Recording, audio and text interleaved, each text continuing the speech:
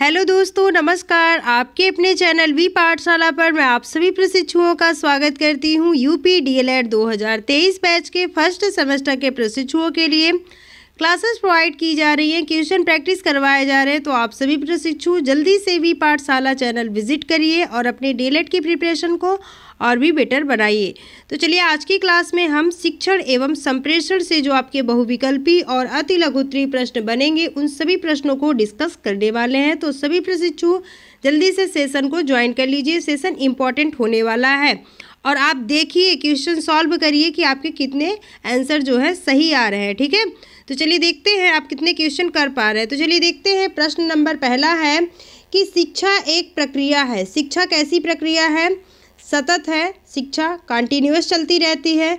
शिक्षा समाज में होकर के चलती है। शिक्षा सामाजिक प्रक्रिया है और शिक्षा गतिशील प्रक्रिया है। ठीक है, तो शिक्षा सामाजिक प्रक्रिया है, इसे किसने कहा है? जॉन डीवी ने। ये भी याद रखिएगा, बहुत ही इंपॉर्टेंट है जॉन डीवी आपके लिए, कि शिक्षा जो है सामाजिक प्रक्रिया है, जॉन डीवी ने कहा है।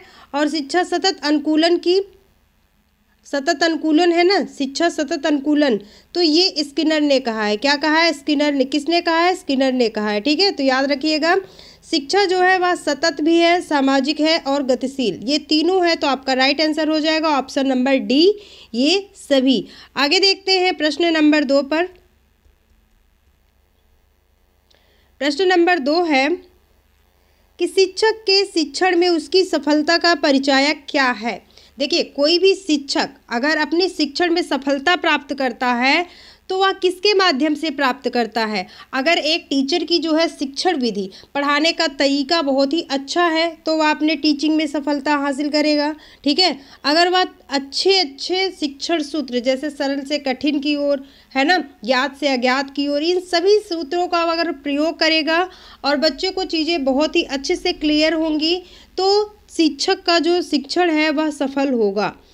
पाठ्यवस्तु का विश्लेषण, यदि टीचर क्या करता है, जो शिक्षक होता है वह पाठ्यवस्तु का जो सिलेबस है उसका बिल्कुल अच्छे तरीके से विश्लेषण कर दे, ताकि बच्चे को समझ में आ जाए कि हमें पढ़ना क्या है, हमारे सिलेबस में क्या है, हमें साल भर पढ़ना क्या है, ये सारी चीज़ें उसे समझ में आ जाती हैं अगर वह पाठ्यवस्तु का विश्लेषण सही तरीके से करता है तो देखिए, शिक्षण विधि, शिक्षण सूत्र और पाठ्यवस्तु का विश्लेषण, ये सभी जो है एक शिक्षक के शिक्षण की सफलता का परिचायक होती है। तो आपका राइट आंसर होगा ऑप्शन नंबर डी, ये सभी। अगला प्रश्न देखते हैं, प्रश्न नंबर 3 है कि शिक्षण प्रक्रिया में सबसे महत्वपूर्ण कौन है? शिक्षण प्रक्रिया में सबसे महत्वपूर्ण कौन है? राज्य सरकार, क्या राज्य सरकार महत्वपूर्ण है, या फिर केंद्र सरकार, शिक्षक या फिर अभिभावक? ठीक है, तो देखिए, शिक्षा जो है वह त्रिध्रुवी है। क्या है? त्रिध्रुवी है। त्रिध्रुवी, 3 पोल होते हैं, 3 ध्रुव होते हैं।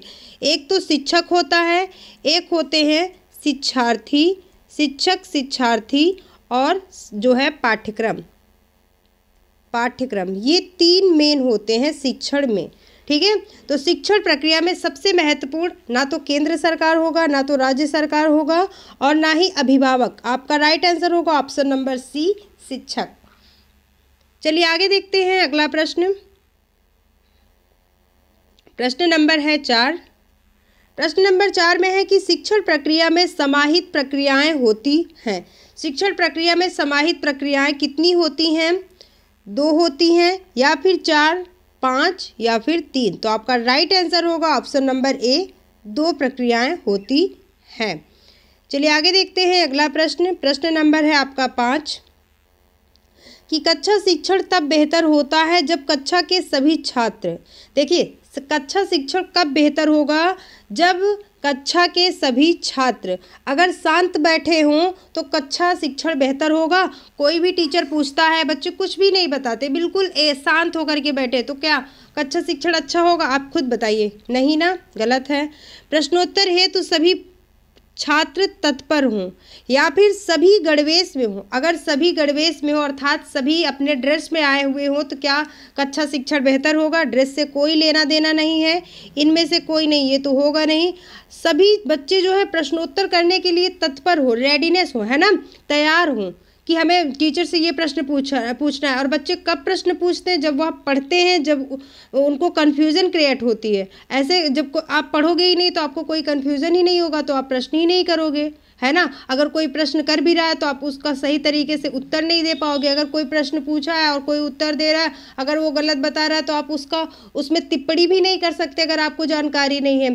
तो जो बच्चे पढ़ने लिखने वाले होते हैं, जो कक्षा शिक्षण को बेहतर बनाने का प्रयास करते हैं, वह क्या करते हैं? प्रश्नोत्तर करते हैं। तो ये आपका राइट आंसर होगा ऑप्शन नंबर बी।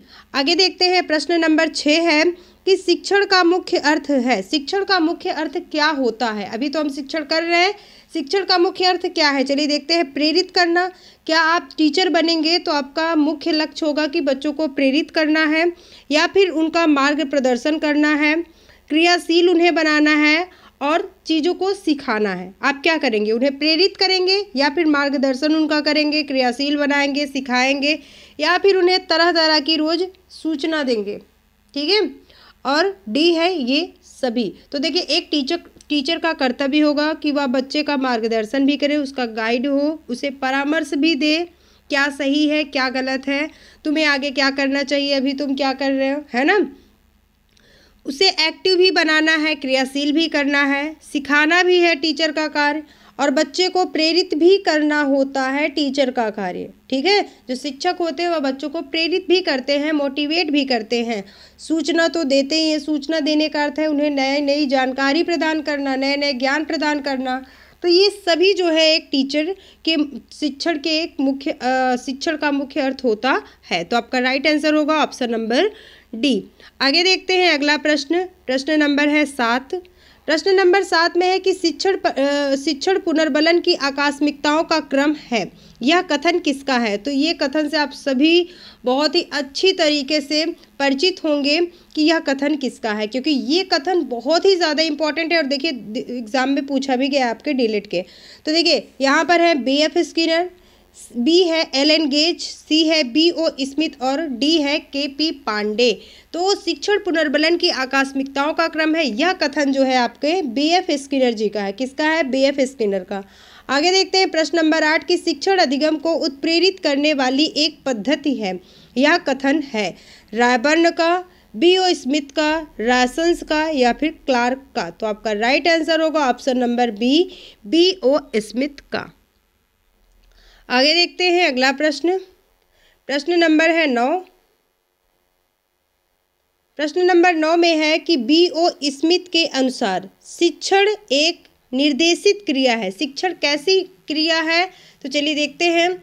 शिक्षण एक समाज निर्देशित क्रिया है, या फिर शिक्षण शासन निर्देशित क्रिया है, या फिर शिक्षण जो है एक उद्देश्य निर्देशित क्रिया है, या फिर शिक्षण लोकतंत्र निर्देशित क्रिया है। तो देखिए, यहाँ पर शासन से कोई मतलब नहीं है, हमें लोकतंत्र अभी नहीं, समाज भी नहीं। हमारा यहाँ पर उद्देश्य होता है, शिक्षण कराने का कुछ उद्देश्य होता है, टीचर्स का भी उद्देश्य होता है और बच्चों का पढ़ने का भी उद्देश्य होता है। तो शिक्षण एक उद्देश्य निर्देशित क्रिया है। अगला प्रश्न देखते हैं। प्रश्न नंबर 10 है।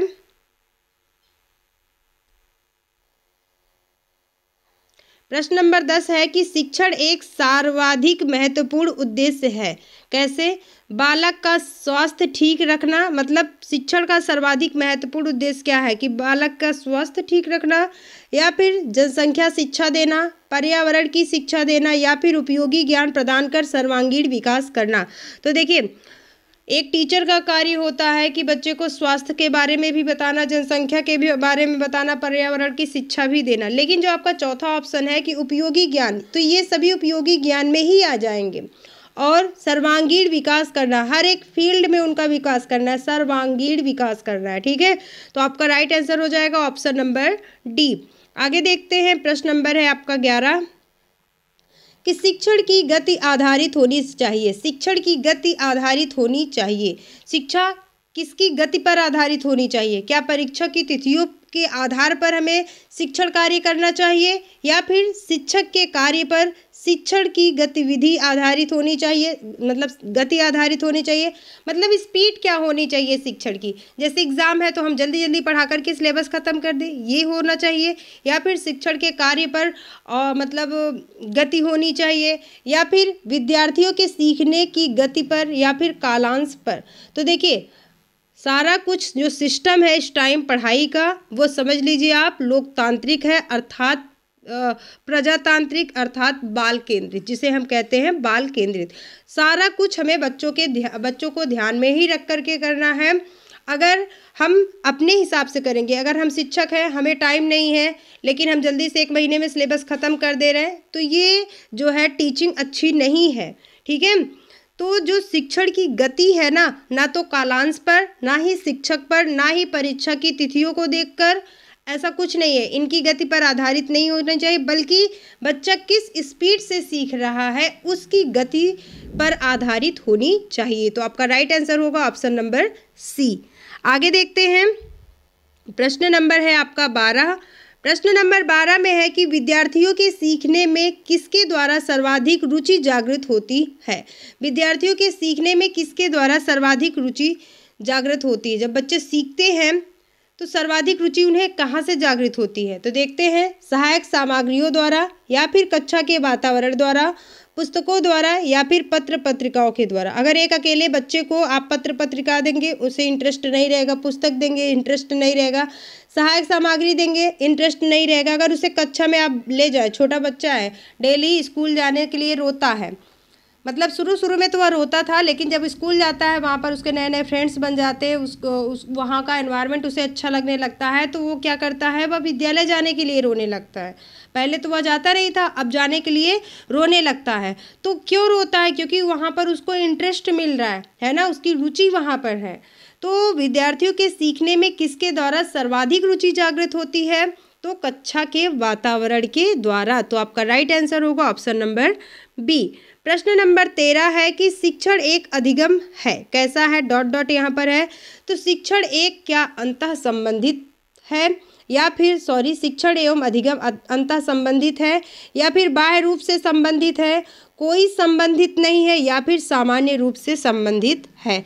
तो शिक्षण और अधिगम में अंतः संबंध है, ये एक दूसरे से संबंधित है। तो आपका राइट आंसर होगा ऑप्शन नंबर ए।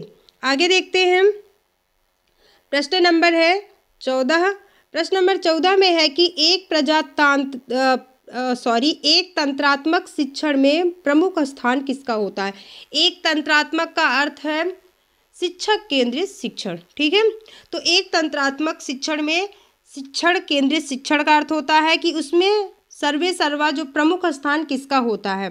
तो पाठ्य विषय का, देखिए शिक्षक केंद्रित है तो पाठ्य विषय उसमें मुख्य नहीं रहेगा, शिक्षक का, छात्र का और विद्यालय का, तो विद्यालय का भी नहीं रहेगा, छात्र का रहता है बाल केंद्रित में। तो आपका राइट आंसर होगा ऑप्शन नंबर बी। शिक्षक केंद्रित शिक्षण में तंत्रात्मक शिक्षण में प्रमुख स्थान जो है शिक्षक का होता है। आगे देखते हैं अगला प्रश्न। तो अगला प्रश्न है प्रश्न नंबर 15 की लोकतंत्रात्मक शिक्षण में प्रमुख स्थान होता है। लोकतंत्रात्मक शिक्षण में प्रमुख स्थान किसका होता है? विद्यार्थी का, शिक्षक का, विषय वस्तु का, या फिर विद्यालय का। तो आपका राइट आंसर होगा ऑप्शन नंबर ए, विद्यार्थी का। लोकतंत्रात्मक का अर्थ है बाल केंद्रित शिक्षण। आगे देखते हैं अगला प्रश्न। प्रश्न नंबर 16 है कि शिक्षा एक द्विमुखी प्रक्रिया है, यह कथन किसका है? तो द्विमुखी प्रक्रिया जॉन एडम्स ने माना है, ठीक है, और रॉस ने भी इनका समर्थन किया है। तो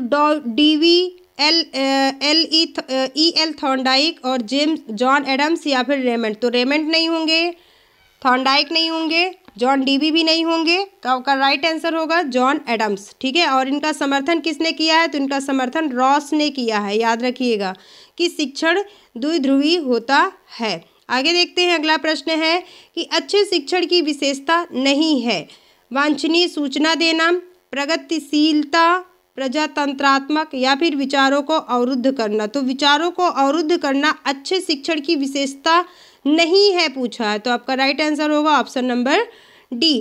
प्रश्न नंबर 18 है कि शिक्षक की वास्तविक पहचान है उसकी अर्जित उपाधियां, पहनावा, शिक्षण या फिर खान पान। तो राइट आंसर होगा ऑप्शन नंबर ए, अर्जित उपाधियां। आगे देखते हैं अगला प्रश्न।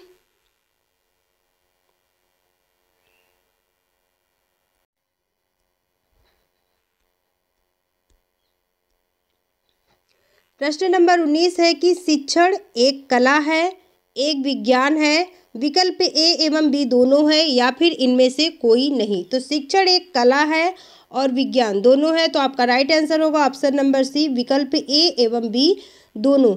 आगे देखते हैं प्रश्न नंबर 20 है कि ब्लूम के अनुसार शिक्षण एक त्रिध्रुवीय प्रक्रिया है, द्विध्रुवीय प्रक्रिया है, एक ध्रुवीय प्रक्रिया है या फिर इनमें से कोई नहीं। तो आपका राइट आंसर होगा ऑप्शन नंबर ए, त्रिध्रुवीय प्रक्रिया है। ब्लूम और रायबर्न इन सभी ने जो है शिक्षण को त्रिध्रुवीय माना है। और त्रिध्रुवीय में कौन कौन आएंगे? तो त्रिध्रुवीय में आएंगे आपके शिक्षक आ जाएंगे, शिक्षार्थी और पाठ्यक्रम। तो ये 3 ध्रुव होते हैं आपके शिक्षण के, ठीक है। त्रिध्रुवीय प्रक्रिया है, त्रिध्रुवीय। ये किसने माना है? तो ये ब्लूम ने माना है, रायबर्न ने माना है, ठीक है। आगे देखते हैं अगला प्रश्न। प्रश्न नंबर 21 है कि ब्लूम के अनुसार शिक्षा के 3 ध्रुवों में कौन सा नहीं है? पाठ्यवस्तु है, उद्देश्य और सीखने के अनुभव और व्यवहार परिवर्तन। तो शिक्षण की पाठ्यवस्तु 3 ध्रुवों में से कौन सा नहीं है? तो शिक्षण की पाठ्यवस्तु है, शिक्षण के उद्देश्य भी है और सीखने के अनुभव भी है और आपका जो है व्यवहार परिवर्तन ये नहीं है। तो आपका राइट आंसर होगा ऑप्शन नंबर डी। आगे देखते हैं प्रश्न नंबर है आपका 22 कि निम्न में से कौन सा कथन असत्य है? कौन सा कथन असत्य है? तो चलिए देखते हैं। ऑप्शन ए है कि शिक्षण निर्देशात्मक होना चाहिए, या फिर बी है शिक्षण सहानुभूतिपूर्ण होना चाहिए, सी है शिक्षण में छात्रों पर कठोर अनुशासन होना चाहिए और डी है शिक्षण सहयोग पर आधारित होना चाहिए। तो आपका राइट आंसर होगा ऑप्शन नंबर सी कि शिक्षण में छात्रों पर कठोर अनुशासन होना चाहिए। ये कथन आपका असत्य है क्योंकि आपका असत्य पूछा था। शिक्षण निर्देशात्मक होता है, बिल्कुल सही है। शिक्षण सहानुभूति होना चाहिए, ये भी सही है। और शिक्षण सहयोग पर आधारित होनी चाहिए। तो ये तीनों है और आपका राइट आंसर होगा ऑप्शन नंबर सी जो नकारात्मक है, ठीक है। आगे देखते हैं प्रश्न नंबर है आपका 23 कि शिक्षण उत्तम शिक्षण की विशेषता है सहानुभूति, सहयोगपूर्ण भावना एवं बाल मनोविज्ञान के अनुकूल, सी है पथ प्रदर्शन और डी है ये सभी। तो उत्तम शिक्षण की विशेषता है कि वह सहानुभूति भी होती है, सहयोगपूर्ण भावना एवं बाल मनोविज्ञान के अनुकूल है, पथ प्रदर्शन करती है। तो आपका राइट आंसर होगा ऑप्शन नंबर डी। ये सभी कथन आपके जो सभी ऑप्शंस जो है वो सही है। आगे देखते हैं प्रश्न नंबर है 24। प्रश्न नंबर 24 है कि प्राथमिक स्तर पर शिक्षण कार्य करना शिक्षक के लिए सरल कार्य है, कठिन कार्य है, चुनौतीपूर्ण कार्य है या फिर निम्न स्तर का कार्य है। तो निम्न स्तर का कार्य बिल्कुल भी नहीं है, कठिन कार्य भी नहीं, कठिन कार्य तो है लेकिन यहाँ पर आपका चुनौतीपूर्ण कार्य होगा जो राइट आंसर होगा, ठीक है। क्योंकि कोई भी चीज़ कठिन नहीं होती, चुनौतीपूर्ण होती है, ठीक है। तो आपका राइट आंसर होगा ऑप्शन नंबर सी। और सरल तो बिल्कुल भी नहीं है, छोटे बच्चों को संभालना सरलता नहीं है, ठीक है। आगे देखते हैं प्रश्न नंबर आपका 25 की शिक्षण सिद्धांतों के प्रतिपादन का आधार है। ऑप्शन है ए अधिगम के स्वरूप, बी है अधिगम के सिद्धांत, ऑप्शन सी है अधिगम के अधिनियम या फिर डी है ये सभी। तो आपका राइट आंसर होगा ऑप्शन नंबर डी, ये सभी। शिक्षण सिद्धांतों के प्रतिपादन का आधार है अधिगम का स्वरूप, अधिगम के सिद्धांत, अधिगम के अधिनियम। तो आपका राइट आंसर होगा ऑप्शन नंबर डी। प्रश्न नंबर 26 है कि शिक्षण प्रक्रिया का परिणाम होता है अनुशासन, अधिगम, पाठ्यक्रम या फिर अभिरुचि। तो आपका राइट आंसर होगा ऑप्शन नंबर बी, अधिगम। शिक्षण प्रक्रिया का परिणाम है लर्निंग, अधिगम, ठीक है, सीखना। आगे देखते हैं प्रश्न नंबर 23 है कि शिक्षण की प्रक्रियाओं के अनुभव एवं क्रियाओं से ... होता है। क्या होता है? अभिमत, अनुशासन, अधिगम या फिर अभिरुचि। तो शिक्षण की प्रक्रियाओं के अनुभव एवं क्रियाओं से हमें सीखने को मिलता है, अधिगम होता है, लर्निंग होती है। तो आपका राइट आंसर होगा ऑप्शन नंबर सी।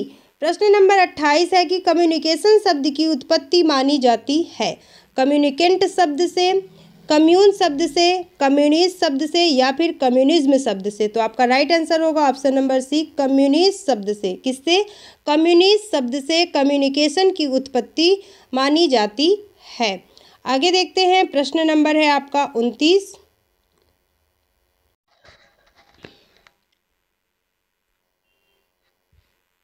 देखते हैं, प्रश्न है कि संप्रेषण प्रक्रिया है। संप्रेषण कैसी प्रक्रिया है? मनोवैज्ञानिक है, गत्यात्मक है, सामाजिक है या फिर ये सभी है। तो कम्युनिकेशन जो है वह मनोवैज्ञानिक होता है, गत्यात्मक भी होता है, सामाजिक भी होता है। तो आपका राइट आंसर होगा ऑप्शन नंबर डी, ये सभी। प्रश्न नंबर 30 है कि कक्षा संप्रेषण में ध्यान देने योग्य मुख्य बिंदु है। कौन से हैं? ए भौतिक वातावरण, बी है व्यक्तिगत विभिन्नताएं, सी है समसामयिकी घटनाएं या फिर डी है इनमें से कोई नहीं। तो देखिए, कक्षा संप्रेषण में ध्यान देने योग्य मुख्य बातें हैं व्यक्तिगत विभिन्नताएं, क्योंकि सभी बच्चों की जो है इंटरेस्ट अलग अलग होता है, सभी बच्चों में व्यक्तिगत विभिन्नताएं पाई जाती हैं। तो जब भी हम कक्षा संप्रेषण कर रहे हो तो इन सारी चीज़ों का ध्यान रखना चाहिए। प्रश्न नंबर 31 है कि मुख्य रूप से संप्रेषण ... प्रकार के होते हैं। तो मुख्य रूप से संप्रेषण जो है वह 2 प्रकार का होता है। एक तो होता है आपका शाब्दिक और दूसरा होता है अशाब्दिक। ठीक है, एक संप्रेषण में हम शब्दों के माध्यम से संप्रेषण करते हैं, बात करते हैं, और एक होता है कि हम इशारे में बात करते हैं। ठीक है, आई कांटेक्ट जिसमें आ जाएगा, जिसमें टच करके या फिर कोई इशारा करके हम बात कर लेते हैं, तो वो होता है अशाब्दिक, उसमें शब्दों का प्रयोग नहीं किया जाता है। तो आपका राइट आंसर होगा ऑप्शन नंबर ए। चलिए आगे देखते हैं, प्रश्न नंबर 32 है, संप्रेषण के मुख्य घटक हैं। ए है छात्र, बी है शिक्षण के उद्देश्य, सी है कक्षा का वातावरण, डी है ये सभी। तो आपका राइट आंसर होगा ऑप्शन नंबर डी, ये सभी। संप्रेषण के घटक जो है छात्र है, शिक्षण के उद्देश्य है और कक्षा का वातावरण। तो आपका राइट आंसर होगा ऑप्शन नंबर डी। प्रश्न नंबर 33 है कि निम्न में से कौन सा लिखित संप्रेषण का उदाहरण नहीं है। तो देखिए, किसमें हम लिख करके जो है संप्रेषण करते हैं? तो पत्र में हम क्या करते हैं? लिखते हैं। प्रतिवेदन में भी हम लिखते हैं, गृह पत्रिका में भी हम लिखते हैं, लेकिन टेलीफोन में हम लिखते नहीं, बल्कि मौखिक रूप से बात होती है। ठीक है, कैसे? मौखिक रूप से बात होती है टेलीफोन पर। तो आपका राइट आंसर होगा ऑप्शन नंबर सी। इसमें पूछा है लिखित संप्रेषण का उदाहरण नहीं है। तो गृह पत्रिका, पत्र और प्रतिवेदन ये लिखित उदाहरण है, जबकि टेलीफोन मौखिक उदाहरण है। आगे है प्रश्न नंबर 34 की निम्न में से कौन सा मौखिक संप्रेषण के अंतर्गत नहीं आता है। मौखिक संप्रेषण के अंतर्गत नहीं आता है। तो चलिए देखते हैं, साक्षात्कार है, साक्षात्कार में कम्युनिकेशन होता है, मौखिक रूप से बोलते हैं। ठीक है, सामूहिक परिचर्चा में भी मौखिक रूप से बोला जाता है, कहानी में भी बोला जाता है, बल्कि पत्र में क्या होता है? लिखित होता है, मौखिक नहीं होता है। ठीक है, तो आपका राइट आंसर हो जाएगा ऑप्शन नंबर डी। चलिए आगे देखते हैं, तो अगला प्रश्न है प्रश्न नंबर 35 कि सामूहिक संप्रेषण का गुण है। यह विधि सरल एवं सस्ती है। ए बी है यह विधि छात्रों को व्यवहार कुशल बनाती है। सी है यह विधि छात्रों में नेतृत्व कुशलता का विकास करती है, या फिर डी है ये सभी। तो आपका राइट आंसर होगा ऑप्शन नंबर डी, ये सभी। सामूहिक संप्रेषण एक सरल एवं सस्ती विधि है, क्योंकि समूह में एक साथ कई लोगों के साथ कम्युनिकेशन हो जाता है। यह विधि छात्रों को व्यवहार कुशल बनाती है और यह विधि छात्रों में नेतृत्व कुशलता का विकास करती है। प्रश्न नंबर 36 है कि संप्रेषण के लिए कक्षा का वातावरण होना चाहिए। कैसा होना चाहिए? अनुशासनात्मक होना चाहिए, या फिर सौहार्दपूर्ण, प्रकाशपूर्ण, या फिर नीरस। तो आपका राइट आंसर होगा ऑप्शन नंबर बी, सौहार्दपूर्ण होना चाहिए संप्रेषण के लिए कक्षा का वातावरण। और ये प्रश्न आपके डीएलएड के एग्जाम में पूछा गया है। आगे देखते हैं, प्रश्न नंबर 37 है कि शिक्षा में संप्रेषण प्रक्रिया का प्रमुख सिद्धांत माना जाता है। ए है योग्यता का सिद्धांत, बी है सहभागिता का सिद्धांत, सी है सजगता का सिद्धांत और डी है ये सभी। तो आपका राइट आंसर होगा ऑप्शन नंबर डी, ये सभी। प्रश्न नंबर 38 है कि कक्षा शिक्षण की प्रक्रिया किस प्रकार का संप्रेषण है? व्यक्तिगत संप्रेषण है या फिर सामूहिक संप्रेषण है, सी है विकल्प ए एवं बी दोनों, या फिर डी है इनमें से कोई नहीं। तो आपका राइट आंसर होगा ऑप्शन नंबर सी, विकल्प ए एवं बी दोनों। ठीक है, चलिए आगे देखते हैं। प्रश्न नंबर है आपका 39। प्रश्न नंबर 39 में है कि संप्रेषण की प्रमुख बाधा मानी जाती है। ऑप्शंस है ए भाषा की कमी, बी है रुचि का अभाव, सी है विकल्प ए एवं बी दोनों, या फिर डी है इनमें से कोई नहीं। तो आपका राइट आंसर होगा ऑप्शन नंबर सी, विकल्प ए एवं बी दोनों। चलिए आगे देखते हैं। प्रश्न नंबर है आपका 40। प्रश्न नंबर 40 में क्या कह रहे हैं? तो प्रश्न नंबर 40 में है कि कक्षा में प्रभावी संप्रेषण का मुख्य तरीका है। ऑप्शंस है ए उद्देश्यपूर्णता, बी है सक्रिय शिक्षण, सी है क्रमबद्ध विषय वस्तु, या फिर डी है ये सभी। तो आपका राइट आंसर होगा ऑप्शन नंबर डी, ये सभी। कक्षा में प्रभावी संप्रेषण का मुख्य तरीका है उद्देश्यपूर्णता, सक्रिय शिक्षण और क्रमबद्ध विषय वस्तु। प्रश्न नंबर 41 है कि किस संप्रेषण में सदैव भाषा का प्रयोग किया जाता है? बहुत ही इजी प्रश्न है आपका। शाब्दिक संप्रेषण या फिर अशाब्दिक संप्रेषण? तो अशाब्दिक संप्रेषण में शब्दों का प्रयोग नहीं किया जाता है, विकल्प ए एवं बी दोनों। तो जब बी आपका गलत है तो ये भी गलत हो जाएगा। डी है दोनों में से कोई नहीं, तो ये भी गलत है। तो आपका राइट आंसर होगा ऑप्शन नंबर ए, शाब्दिक संप्रेषण में शब्दों का प्रयोग किया जाता है, भाषा का प्रयोग किया जाता है। आगे देखते हैं। प्रश्न नंबर है आपका 42। प्रश्न नंबर 42 में है कि डॉट डॉट डॉट के अनुसार सामूहिक संप्रेषण विधि छात्रों को सुझाव एवं नवीन ज्ञान प्रदान करती है। ऑप्शंस है ए मेलविन, बी है रायबर्न, सी है मैकडूगल, डी है थॉर्नडाइक। तो आपका राइट आंसर होगा ऑप्शन नंबर बी, रायबर्न। ठीक है। प्रश्न नंबर 43 है कि शिक्षा के क्षेत्र में संप्रेषण की आवश्यकता होती है, कैसी? ए अनिवार्य शिक्षा के लिए, बी है शिक्षा व्यवस्था पर नियंत्रण के लिए, सी है शिक्षा अधिकारियों को निर्देश देने के लिए, या फिर डी है ये सभी। तो आपका राइट आंसर होगा ऑप्शन नंबर डी, ये सभी। आगे देखते हैं। प्रश्न नंबर है 44। प्रश्न नंबर 44 में है कि सामूहिक संप्रेषण का गुण नहीं है, यह विधि सस्ती एवं सरल है, या फिर बी है यह एक मनोवैज्ञानिक विधि है। तो देखिए सामूहिक संप्रेषण की विशेषता ए भी है, बी भी है। सी देखते हैं, यह विधि छात्रों को व्यवहार कुशल बनाती है, तो ये भी बहुत ही अच्छी बात है। लेकिन डी जो है आपका, यह विधि छात्रों में नेतृत्व कुशलता का विकास करती है, ये भी सही है। तो देखिए इसमें पूछा था कि संप्रेषण सामूहिक संप्रेषण का गुण नहीं है, तो सामूहिक संप्रेषण जो है वह सरल, सस्ती है, व्यवहार कुशल बनाती है, नेतृत्व कुशलता लाती है। लेकिन आपका जो बी है ना, यह एक मनोवैज्ञानिक विधि है, तो ये यह एक मनोवैज्ञानिक विधि नहीं है। तो आपका राइट आंसर होगा ऑप्शन नंबर बी। आगे देखते हैं। प्रश्न नंबर है 45। प्रश्न नंबर 45 में है कि निम्न में से कौन सा गुण व्यक्तिगत संप्रेषण का नहीं है? ऑप्शन है ए शिक्षा का केंद्र बालक होता है, या फिर बी है यह विधि सस्ती एवं सरल होती है, सी है यह विधि बालकों को क्रियाशील बनाती है, या फिर डी है इस विधि में व्यक्तिगत विभिन्नता पर ध्यान दिया जाता है। तो देखिए व्यक्तिगत संप्रेषण में जो है ज़्यादा खर्च होता है, व्यक्तिगत संप्रेषण में ज़्यादा खर्च होता है। तो इसमें दिया है बी कि यह विधि सस्ती एवं सरल होती है, तो बिल्कुल गलत है, और जो गलत है वही हमारा आंसर सही है। शिक्षा का केंद्र जो है बालक होता है, बिल्कुल राइट बात है। और यह विधि बालकों को एक्टिव बनाती है, क्रियाशील बनाती है, और व्यक्तिगत विभिन्नताओं पर ध्यान दिया जाता है। ये सभी ऑप्शंस आपके सही हैं व्यक्तिगत संप्रेषण को लेकर। चलिए आगे देखते हैं। प्रश्न नंबर है आपका 46 कि निम्न में से कौन सा असत्य है? असत्य पूछा है, तो देखते हैं। ऑप्शंस है ए संप्रेषण एक सा कथन पारस्परिक संबंध स्थापित करने की एक प्रक्रिया है, या फिर बी है संप्रेषण प्रक्रिया एक उद्देश्यपूर्ण प्रक्रिया है, ऑप्शन सी है संप्रेषण एक स्थिर प्रक्रिया है, या फिर ऑप्शन डी है उत्तम शिक्षण के लिए संप्रेषण एक बुनियादी तत्व है। तो आपका राइट आंसर होगा ऑप्शन नंबर सी कि संप्रेषण एक स्थिर प्रक्रिया है। चलिए आगे देखते हैं। प्रश्न नंबर है 47 की मुख्य मुद्राएं एवं हाव भाव निम्न में से कौन से संप्रेषण के अंतर्गत आते हैं? शाब्दिक संप्रेषण, अशाब्दिक संप्रेषण, विकल्प ए बी दोनों, या फिर दोनों में से कोई नहीं। तो आपका राइट आंसर होगा ऑप्शन नंबर बी, अशाब्दिक संप्रेषण। चलिए आगे देखते हैं अगला प्रश्न। प्रश्न नंबर है आपका 48 की संप्रेषण प्रक्रिया के प्रमुख तत्वों में शामिल नहीं है।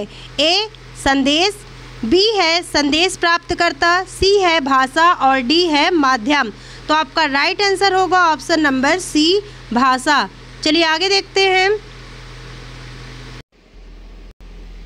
अगला प्रश्न है प्रश्न नंबर 49। प्रश्न नंबर 49 में है कि संप्रेषण प्रक्रिया के दौरान दो या दो से अधिक व्यक्तियों के बीच किस प्रकार का विनिमय संभव नहीं है? ऑप्शन है ए तथ्य एवं सूचना, बी है निर्देश एवं निर्णय, सी है हाव भाव भावना और डी है भौतिक आदान प्रदान। तो आपका राइट आंसर होगा ऑप्शन नंबर डी, भौतिक आदान प्रदान।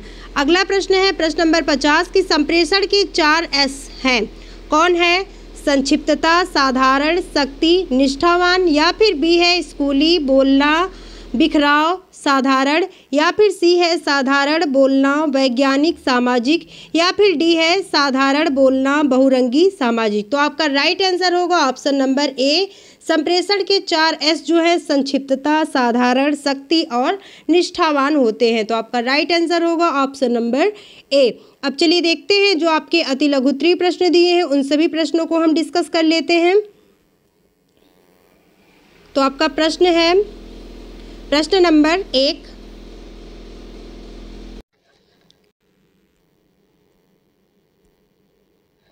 प्रश्न है कि शिक्षण क्या है? शिक्षण क्या है? उत्तर है शिक्षण। शिक्षण को अंग्रेजी में टीचिंग कहते हैं और शिक्षण एक ऐसी प्रक्रिया है जिसमें एक व्यक्ति दूसरे को ज्ञान, कौशल तथा अभिरुचियों को सीखने या प्राप्त करने में सहायता प्रदान करता है। इस प्रकार शिक्षण का अर्थ ज्ञान प्रदान करना होता है, कौशल का विकास करना, निर्देश देना, पाठ पढ़ाना एवं प्रोत्साहित करना। और बहुत ही अच्छी परिभाषा है आपके शिक्षण की।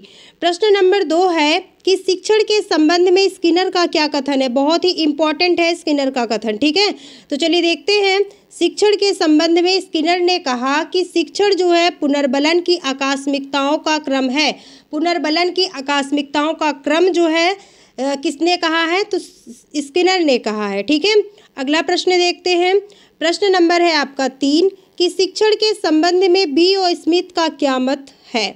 उत्तर है शिक्षण के विषय में बी.ओ. स्मिथ का मत है कि शिक्षण एक उद्देश्य निर्देशित क्रिया है।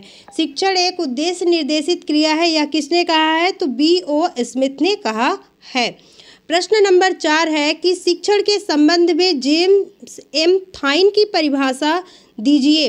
तो उत्तर है समस्त शिक्षण का अर्थ अधिगम, सीखने में वृद्धि करना है। तो बहुत ही अच्छी परिभाषा है कि शिक्षण का अर्थ होता है सीखने में वृद्धि करना। जेम्स एम थाइन की यह परिभाषा है। आगे देखते हैं। प्रश्न नंबर है आपका 5 कि शिक्षण की किन्हीं 4 विशेषताओं को बताइए। उत्तर है शिक्षण की 4 विशेषताएं निम्नलिखित हैं। पहला है शिक्षण अधिगम की क्रिया को प्रभावशाली तथा व्यवस्थित बनाता है। दूसरा है शिक्षण की समस्त प्रक्रियाओं का आधार मनोविज्ञान है, बिल्कुल राइट बात है। तीसरा है शिक्षण का कार्य ज्ञान प्रदान करना है। और चौथा है शिक्षण मार्गदर्शन प्रदान करता है। शिक्षण कला एवं विज्ञान दोनों है। आगे देखते हैं। प्रश्न नंबर है आपका 6 कि एक उत्तम शिक्षण की 4 विशेषताएं लिखिए। उत्तम शिक्षण की 4 विशेषताएं, पहला यहाँ पर देख सकते हैं एक उत्तम शिक्षण की 4 विशेषताएं निम्नलिखित हैं। पहला है अच्छे शिक्षण में वांछनीय सूचनाएं दी जाती हैं। अच्छे शिक्षण में अधिगमकर्ता स्वयं सीखने के लिए प्रेरित होता है। तीसरा है अच्छे शिक्षण के लिए प्रभावशाली नियोजन की आवश्यकता होती है। और चौथा है अच्छा शिक्षण जनतंत्रीय आदर्शों पर आधारित होता है। तो ये 4 विशेषताएं हुई उत्तम शिक्षण की। आगे देखते हैं। प्रश्न नंबर है आपका 7। प्रश्न नंबर 7 में है कि शिक्षण की प्रक्रिया को कौन कौन सी अवस्थाओं में विभक्त किया जाता है। उत्तर है शिक्षण प्रक्रिया को निम्न 3 अवस्थाओं में विभक्त किया जाता है। पहला है पूर्व क्रिया अवस्था, दूसरा है अंतः क्रिया अवस्था और तीसरा है उत्तर क्रिया अवस्था। चलिए आगे देखते हैं। तो अगला प्रश्न है प्रश्न नंबर 8। प्रश्न नंबर 8 है कि शासन प्रणाली के आधार पर शिक्षण कौन कौन से प्रकार होते हैं। शिक्षण के कौन कौन से प्रकार होते हैं, तो चलिए देखते हैं। शासन प्रणाली के आधार पर शिक्षण 3 प्रकार का होता है। एक होता है एक तंत्रीय शिक्षण, जिसे हम शिक्षक केंद्रित शिक्षण कहते हैं। दूसरा होता है लोकतंत्रीय शिक्षण, जिसे हम बाल केंद्रित शिक्षण कहते हैं। और तीसरा होता है हस्तक्षेप रहित, जिसे हम स्वतंत्र शिक्षण भी कहते हैं, जिसमें हस्तक्षेप नहीं किया जाता है। प्रश्न नंबर है आपका 9 कि उद्देश्यों के आधार पर शिक्षण को कौन कौन से भागों में बांटा जाता है। उत्तर है उद्देश्यों के आधार पर शिक्षण को 3 भागों में बांटा जाता है। पहला है आपका ज्ञानात्मक शिक्षण, दूसरा है भावात्मक शिक्षण और तीसरा है मनोगत्यात्मक या फिर क्रियात्मक शिक्षण। आगे देखते हैं। प्रश्न नंबर है आपका 10। प्रश्न नंबर 10 में है कि शिक्षण के कौन कौन से स्तर हैं। इम्पॉर्टेंट है ये प्रश्न। उत्तर है शिक्षण के निम्नलिखित 3 स्तर होते हैं। पहला है स्मृति स्तर, दूसरा है बोध स्तर और तीसरा है चिंतन।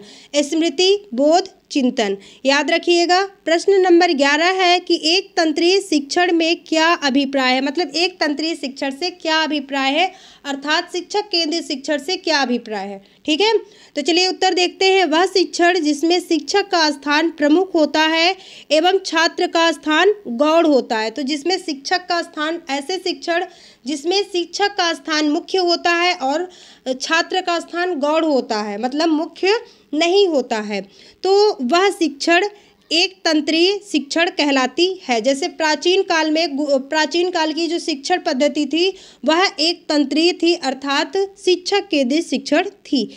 प्रश्न नंबर 12 है लोकतांत्रिक शिक्षण से क्या अभिप्राय है। लोकतांत्रिक का अर्थ होता है बाल केंद्रित शिक्षण। ऐसा शिक्षण जिसमें जो बच्चा होता है, जो बालक होते हैं, वह शिक्षण के केंद्र बिंदु होते हैं। उन्हीं को ध्यान में रख करके शिक्षण कराया जाता है, उनकी रुचि के अनुसार शिक्षण कराया जाता है। तो ऐसी शिक्षण पद्धति को लोकतंत्री या फिर बाल केंद्रित शिक्षण कहते हैं। तो चलिए उत्तर देखते हैं। वह शिक्षण जिसमें छात्र केंद्र बिंदु होता है एवं शिक्षक का स्थान गौण होता है, उसे लोकतंत्रीय शिक्षण कहते हैं। चलिए आगे देखते हैं। प्रश्न नंबर है आपका 13 कि हस्तक्षेप रहित शिक्षण से क्या अभिप्राय है। उत्तर है वह शिक्षण जिसमें शिक्षक एक मित्र की भांति कार्य करता है, ठीक है, एवं छात्रों को शिक्षण के समय अधिक सक्रिय बनाते हुए विभिन्न समस्याओं को सुलझाने के लिए उन्हें अधिकतम अवसर, स्वतंत्रता प्रदान करता है। ठीक है, अवसर प्रदान करता है।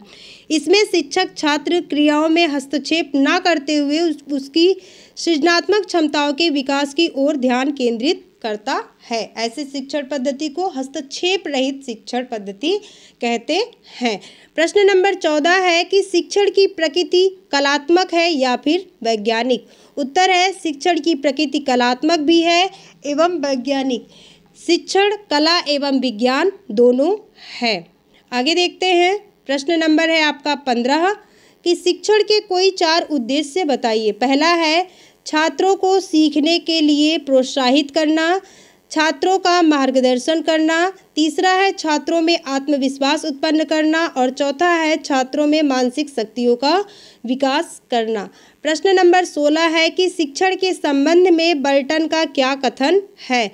उत्तर है शिक्षण के संबंध में बर्टन ने कहा शिक्षण सीखने के लिए उद्दीपन, पथ प्रदर्शन एवं उत्साहवर्धन होना चाहिए। ठीक है, ये बर्टन की परिभाषा है।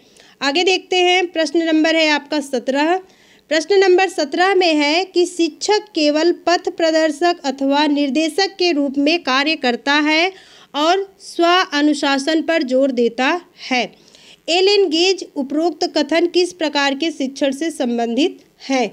उत्तर है उपयुक्त कथन लोकतंत्रात्मक शिक्षण से संबंधित है। मतलब बाल केंद्रीय शिक्षण से संबंधित है।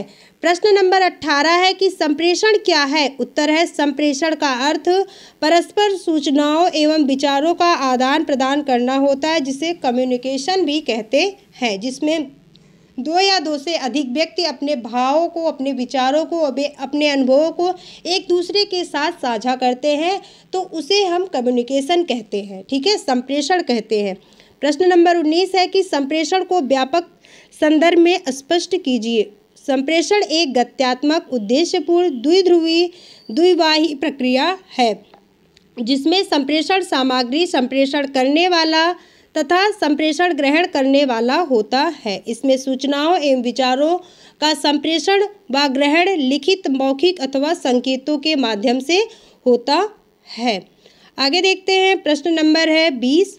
प्रश्न नंबर 20 में है कि संप्रेषण, कम्युनिकेशन शब्द की उत्पत्ति किस शब्द से मानी जाती है? ये प्रश्न कई बार पूछा गया है, इम्पॉर्टेंट है, तो चलिए देखते हैं।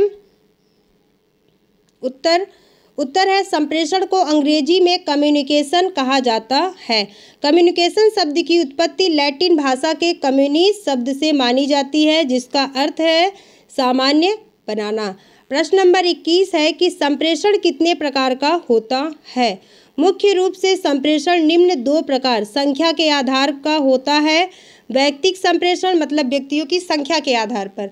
वैयक्तिक संप्रेषण जिसमें एक ही व्यक्ति से, मतलब 2 व्यक्ति आपस में बातचीत करें तो उसे वैयक्तिक संप्रेषण कहेंगे। सामूहिक संप्रेषण, दो से अधिक व्यक्ति जब एक दूसरे से कम्युनिकेशन करेंगे तो उसे हम सामूहिक संप्रेषण कहते हैं।